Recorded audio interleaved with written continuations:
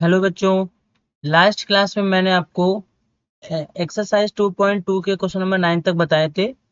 आज हम 10th पर डिस्कस करेंगे। तो देखो क्या लिखा है, what sum of money will amount to rupee 9,261 3 years at 5% पर एनम कंपाउंड इंटरेस्ट। इस बार क्वेश्चन में थोड़ा सा चेंजमेंट है।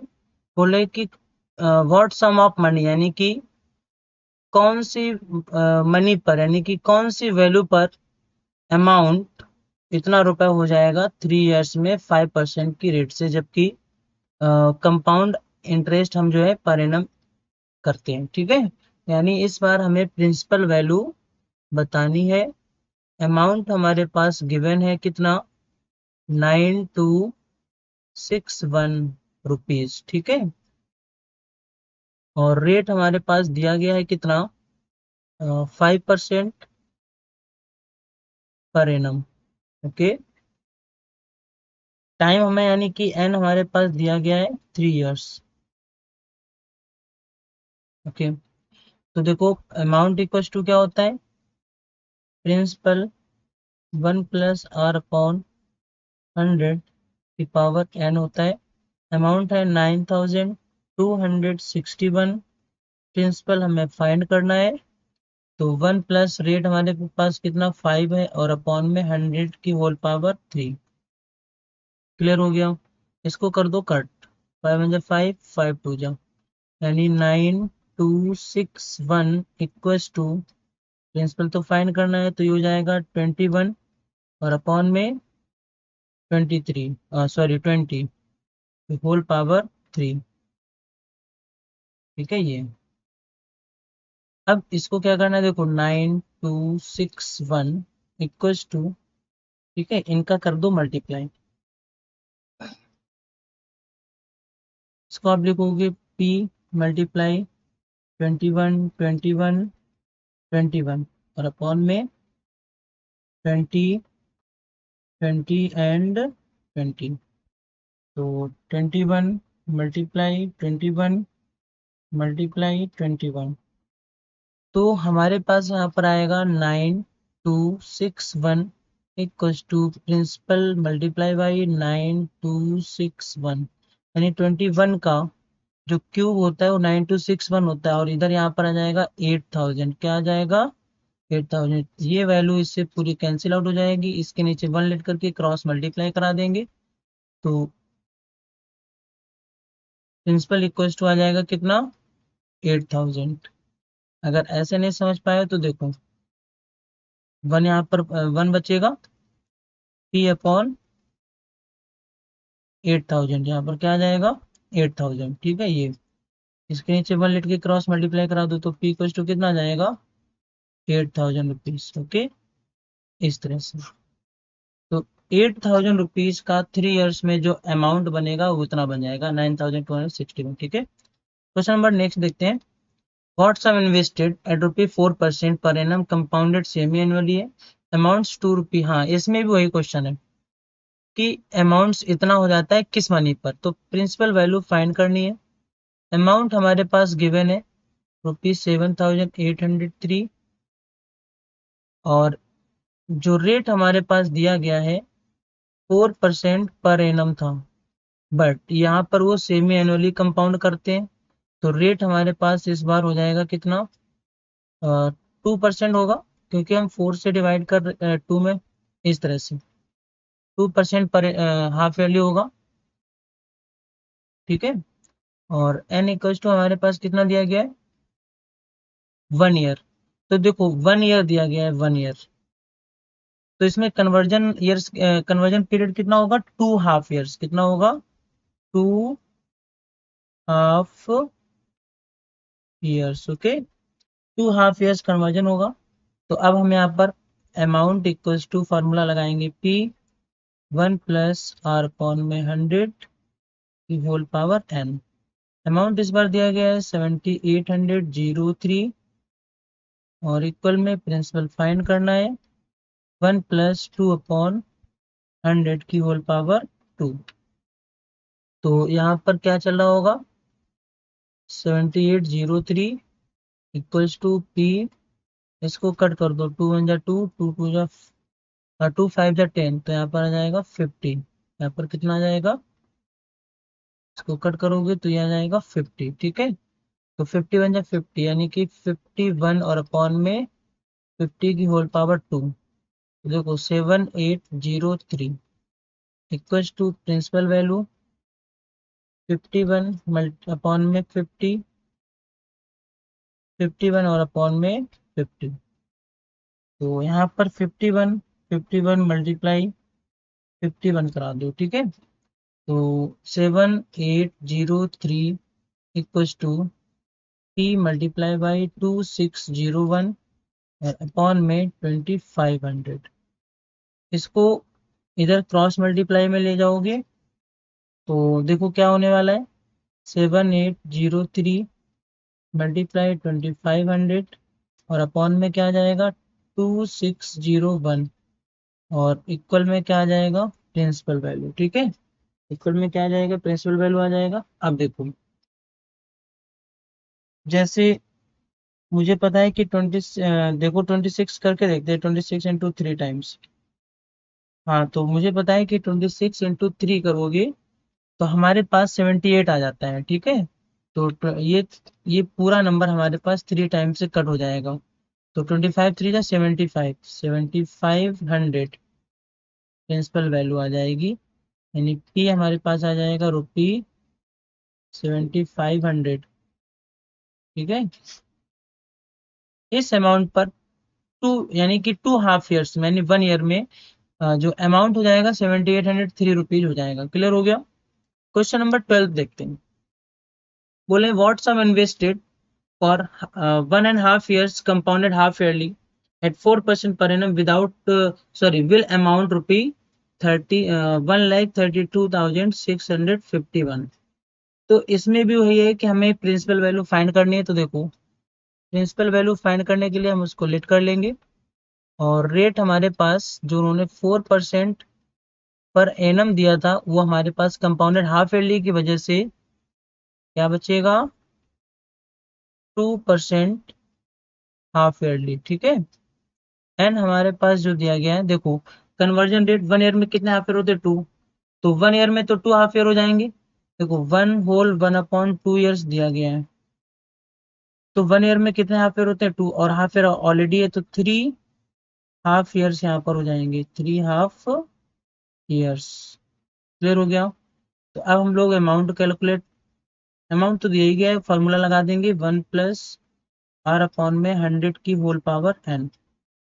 तो अमाउंट हमारे पास कितना है 132,651। ठीक है, और प्रिंसिपल वैल्यू कितनी दी गई है, अरे प्रिंसिपल तो फाइंड ही करना है। तो 1 प्लस रेट हमारे पास देखो 2% हो जाएगा, 2/100 और उसकी पावर कितना हो जाएगा 3 हाफ ईयर्स है तो यहाँ 3 लिखना पड़ेगा। ठीक है, ओके।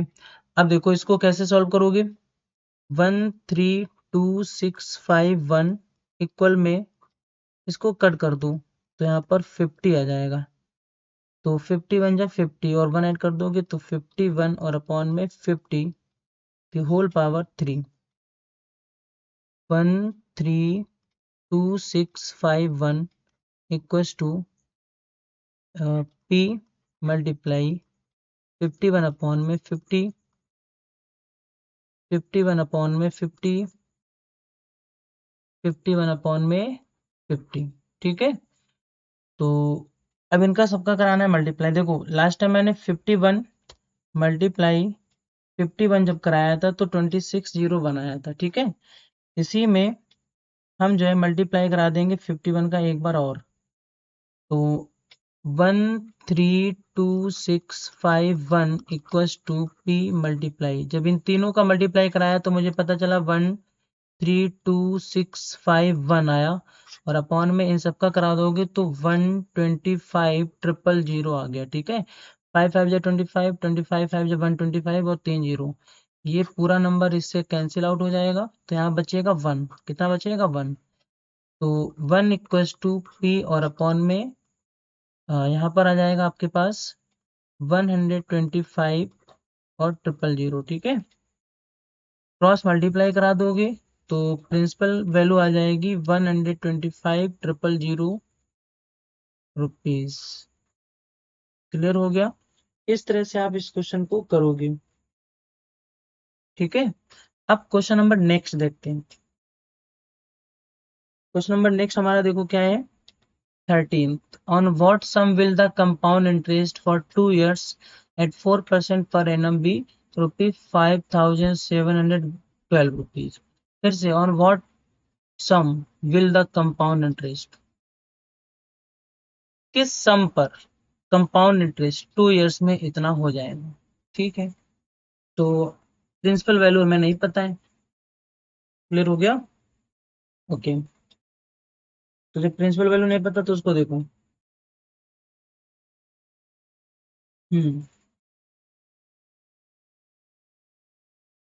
और ये भी ध्यान रखना, इस क्वेश्चन को ध्यान से समझना। लिखा है on what sum will the compound interest for 2 years at 4% पर एनम बी 5,712 रुपीज, यानी कि कंपाउंड इंटरेस्ट दिया गया है। तो क्या दिया गया है? Compound interest. ठीक है, तो हम यहाँ पर सबसे पहले जो जो गिवन है वो लिखेंगे। देखो, प्रिंसिपल हमें पता नहीं है, अमाउंट हमें पता नहीं है। ठीक है, प्रिंसिपल नहीं पता है, अमाउंट नहीं पता है, रेट हमारे पास पता है 4% पर एनम, और टाइम यानी कि एन हमारे पास पता है 2 years। ओके, तो सबसे पहले तो सीआई, और सीआई दी गई है 5,712। क्लियर हो गया? 5,712 रुपीज यहाँ पर सीआई यानी कंपाउंड इंटरेस्ट दिया गया। अब देखो, compound interest equal to formula क्या होता है? A minus P. क्या होता है? A minus P equals to हमारे पास दिया गया 5,712। अब ए का फॉर्मूला क्या होता है? तो आपको पता है ए का फॉर्मूला होता है पी 1+r/100 की होल पावर n, और माइनस में p हम लिख देंगे ये, तो क्या हो जाएगा 5,712। इस बात को यहाँ ध्यान से समझना, जैसे हम लिखते हैं C I equals to amount minus principal, तो हमने इधर ना लिख करके उसके जस्ट नीचे लिख दिया, क्योंकि उसके सामने उसकी वैल्यू लिख दी है। अच्छा, अमाउंट का फॉर्मूला क्या होता है? अमाउंट का फॉर्मूला होता है 1p ब्रैकेट में 1+r/100 की होल पावर n होता है माइनस p। तो ये वाला p यहाँ लिख दिया माइनस लगा करके, और इसकी जगह ये लिख दिया। यही चीज मैंने यहाँ पर लिख रखी है। ठीक है, तो जब भी क्वेश्चन में आपके अमाउंट और प्रिंसिपल वैल्यू ना दी गई हो तो फिर आपको यही करना पड़ेगा। ठीक है, तो यहाँ पर पैनिक होने की जरूरत नहीं है। अब देखो, प्रिंसिपल वैल्यू यहाँ से कॉमन मिल रही है, और हमारे पास एन भी दिया गया है। ठीक है, तो प्रिंसिपल वैल्यू यहाँ पर कॉमन ले लो पी, तो क्या बचेगा 1+r/100 की होल पावर बचेगा यहाँ पर, एन की वैल्यू 2 रख दोगे -1, और इक्वल में 5,712 चलेगा। ठीक है, आर की वैल्यू भी यहाँ पर पुट कर देनी चाहिए थी, तो आर की वैल्यू कितनी है 4, तो 4 पुट कर दो, इसको कट कर दो, 4 1 जा 4, 4 2 जा 8, 4 5 जा, तो 25 आ जाएगा। यहाँ पर कितना आ जाएगा 25। तो प्रिंसिपल वैल्यू ब्रैकेट में 25, देखो 1+1/25 की होल पावर क्या आ जाएगा 2, और -1 इक्वल में 5,712। यहाँ पर प्रिंसिपल और ब्रैकेट में 25 बन जाए 25, 1 ऐड कर दोगे 26, तो 26/25 की होल पावर आ जाएगा 2 -1 इक्वल में चलता रहेगा 5,712। प्रिंसिपल वैल्यू इसको ओपन कर दोगे तो देखो 26 इंटू 26 क्या होता है? तो 676 होता है ना? 676 और अपॉन में 625 -1 कर दोगे तो 5,712। एलसीएम ले लोगे तो प्रिंसिपल वैल्यू 676 -625, और अपॉन में एलसीएम कितना आ जाएगा 625। मैं आप लोगों से पहले ही बोल रहा हूँ कि देखो, कैलकुलेशन थोड़ी फास्ट करना सीखिए, यहाँ पर मैंने 1 लेट करके एलसीएम लिया होगा, लिया है, ठीक है। 5712 माइनस कर दो यहाँ पर 676 में 625 को, तो कितना 51 आ जाएगा। तो P मल्टीप्लाई यहाँ पर बनेगा 51 और अपॉन में 625 इक्वल में चलेगा 5712, ठीक है। और यहाँ पर 5, अब देखो यहाँ पर प्रिंसिपल की वैल्यू फाइंड करनी है, प्रिंसिपल वैल्यू फाइंड करनी, तो 5712 मल्टीप्लाई 625 और अपॉन में 51 आ जाएगा। तो हम यहाँ पर 5712 में डिवाइड करेंगे 51 से, तो जब इसका डिवाइड 51 का डिवाइड इसमें करोगे तो आ जाएगा ये 112, प्रिंसिपल वैल्यू आ जाएगी 112 मल्टीप्लाई 625, तो इसमें मल्टीप्लाई कर दो 625 से, तो आंसर हमारे पास क्या आ जाएगा, प्रिंसिपल वैल्यू आ जाएगी 70,000, क्या आ जाएगा 70,000 प्रिंसिपल वैल्यू पर 2 इयर्स के लिए 4% की रेट से जो कंपाउंड इंटरेस्ट बनेगा वो 5,712 होगा। तो उम्मीद करते हैं आपको क्वेश्चन समझ में आया होगा, क्योंकि यहाँ पर ना अमाउंट था ना प्रिंसिपल था, लेकिन मैंने क्या किया, मैंने जो भी वैल्यू थी सबकी सब मैंने नोट डाउन कर ली, उससे हमने आइडिया लगा लिया क्या क्या मेरे पास गिवन है और क्या क्या नहीं। फिर मैंने यहाँ पर फॉर्मूला लगाया और सॉल्व करते चले गए। अमाउंट नहीं दिखा तो अमाउंट का फार्मूला याद था वो लगा दिया। तो देखो दोनों तरफ से हमें पी हमें यहाँ पर कॉमन मिल गया और जिसकी वजह से ये क्वेश्चन हमारा सॉल्व हो गया। तो क्लियर हो गया। क्वेश्चन नंबर आप देखो 14। क्वेश्चन नंबर 14 में दिया गया है a man invest rupee 1200 for 2 years at compound interest, ठीक है। After 1 year the money amounts rupee to 1275, find the interest for the second year correct to nearest rupee, ठीक है। तो जो भी दिया गया उसको लिख लीजिए। प्रिंसिपल वैल्यू इस बार गिवन है 1200 रुपीज और रेट भी हमारे पास गिवन है। रेट कहाँ दिया गया, sorry, find the interest for the second year, तो हमें इंटरेस्ट फाइंड करना है, ठीक है। A man invests rupees 12,000 2 years at compound interest. After 1 year, the money amount rupees 1275. Okay, तो find the interest for the second year. हाँ ठीक है, ओके। तो हमारे पास रेट नहीं गिवन है, ठीक है। और 1 ईयर के बाद जो अमाउंट हो जाती है वो दी गई है। अमाउंट दी गई हमारे पास 1275 रुपीज। क्लियर हुआ, ठीक है। टाइम हमारे पास देखो फर्स्ट ईयर की बात हो रही है, तो टाइम अभी तो हम 1 ईयर रखेंगे। क्लियर हो गया। सेकेंड ईयर की बात कर रहे हैं तो सेकेंड ईयर के लिए हम अलग से देखेंगे, ओके। क्योंकि 1 ईयर में हमारे पास इतना अमाउंट बनता है, तो देखो अमाउंट इक्वल टू फॉर्मूला क्या होता है, पी 1 प्लस आर अपॉन में 100 की होल पावर एन होता है। तो अमाउंट कितना है 1275, प्रिंसिपल कितना है 1200, रेट हमें पता नहीं है और यहाँ पर एन की वैल्यू हो जाएगी 1।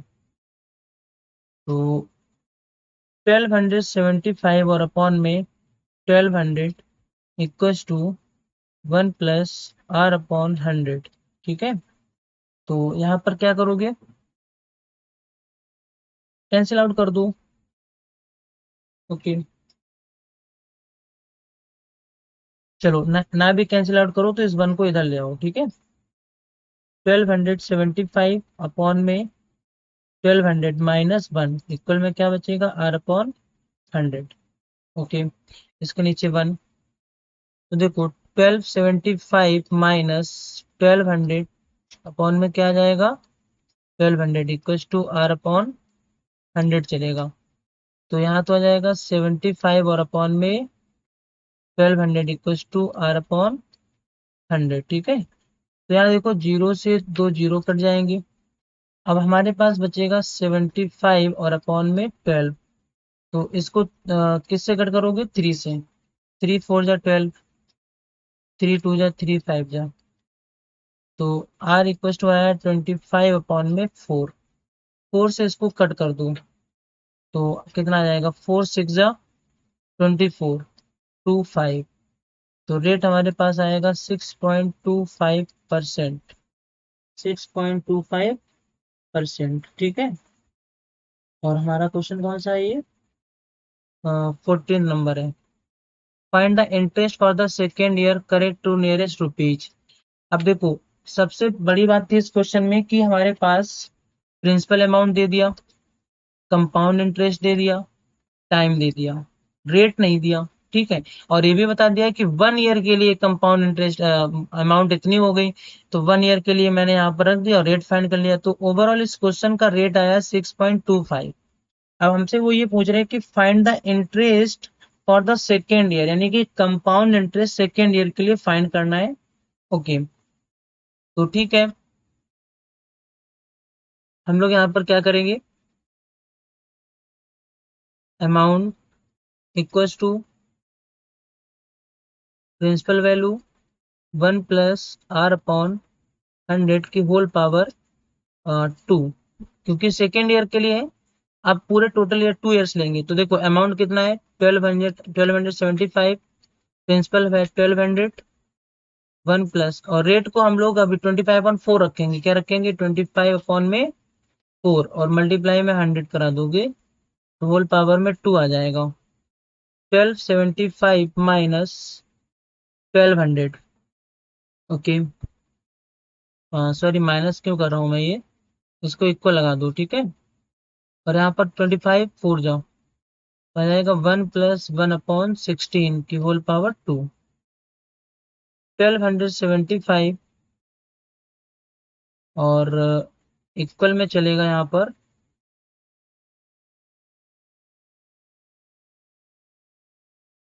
इस बार मैं अमाउंट क्यों लिख रहा हूँ, अमाउंट तो हमें फाइंड करना है ना, तो अमाउंट नहीं लिखोगे आप। ठीक है, ये बात ध्यान रखनी है, क्योंकि हमसे कहा गया कि सेकेंड ईयर के लिए इंटरेस्ट फाइंड करना है। तो अमाउंट पहले फाइंड करेंगे, तो देखो 1200 मल्टीप्लाई, यह जाएगा 17/16, 17/16। ठीक है, तो इसको कट कर दो, 4 4 जा 16, कितना आ जाएगा, 4 3 जा 12। ठीक है, 4 3 जा 12, फिर से कट कर दो, 4 1 जा 4, तो आ जाएगा कितना, 4 7 जा 28, 4 5 जा, ठीक है, तो 75 इंटू 17 कितना होता है, 289, और अपॉन में अभी भी 16 बचा हुआ है, तो मल्टीप्लाई करा दो 289 में 75 का, तो ये आ जाएगा 21,675, और अपॉन में 16 से डिवाइड कर दो।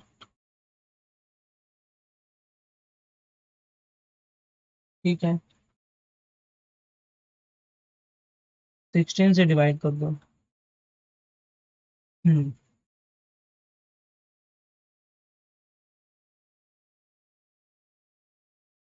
तो अमाउंट कितना आ जाएगा, इसको डिवाइड करने पर 1354.68। ओके, ये आ गया हमारे पास। तो अब देखो, हमें क्या फाइंड करना था, सेकेंड ईयर के लिए कंपाउंड इंटरेस्ट। तो फर्स्ट ईयर में 1275 था, तो हम लोग यहाँ पर सेकेंड ईयर के लिए कंपाउंड इंटरेस्ट फाइंड करेंगे। तो देखो 1354.68 में माइनस कर देंगे 1275.00, तो 0.68, 14 में 5 जाएगा 9 आ जाएगा, और 14 में 7 जाएगा 7 आ जाएगा, यहाँ 0 आ जाएगा। तो ये कंपाउंड इंटरेस्ट जो सेकेंड ईयर के लिए आया है वो 79.68 आया है। तो हमें नियरेस्ट रुपीज में, करेक्ट टू नियरेस्ट रुपीज में बताना है, तो आ जाएगा ₹80। कितना आ जाएगा, ₹80। इस तरह से इस क्वेश्चन को करोगे।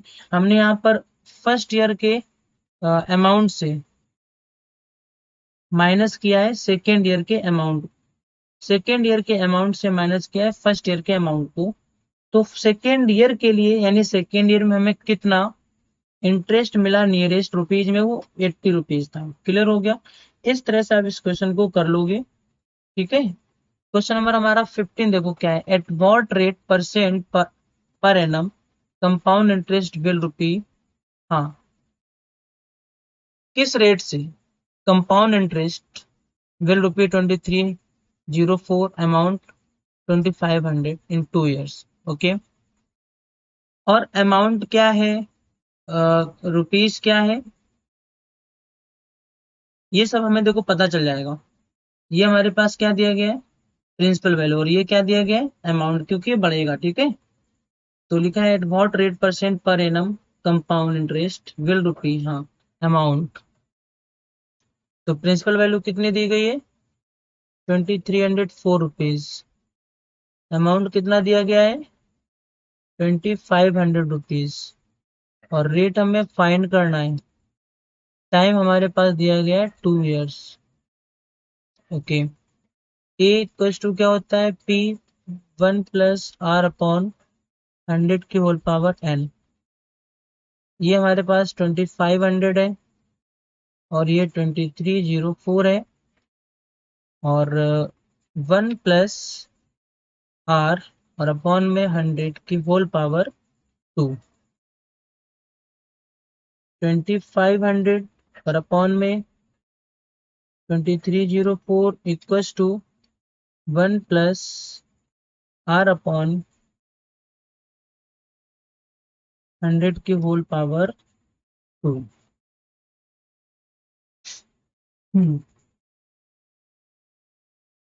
तो देखो यहाँ पर 2304, ठीक है,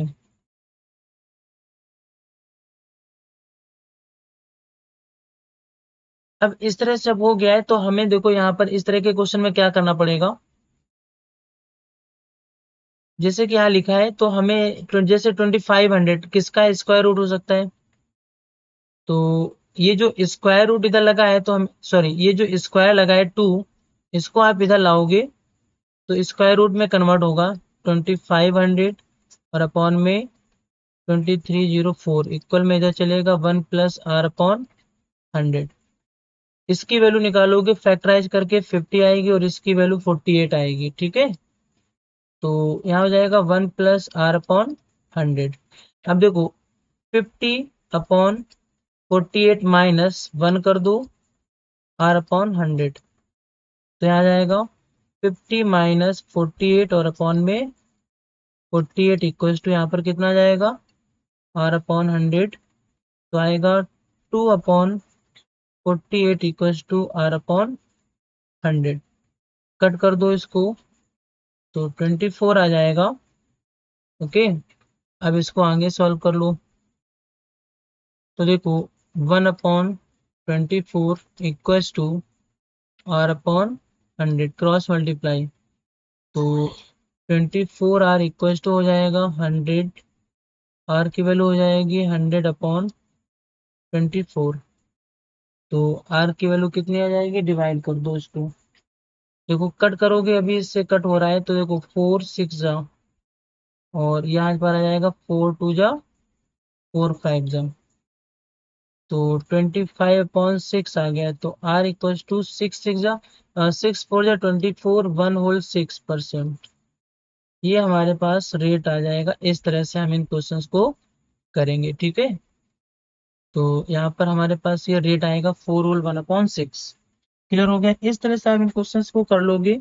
मिलते हैं नेक्स्ट वीडियो में।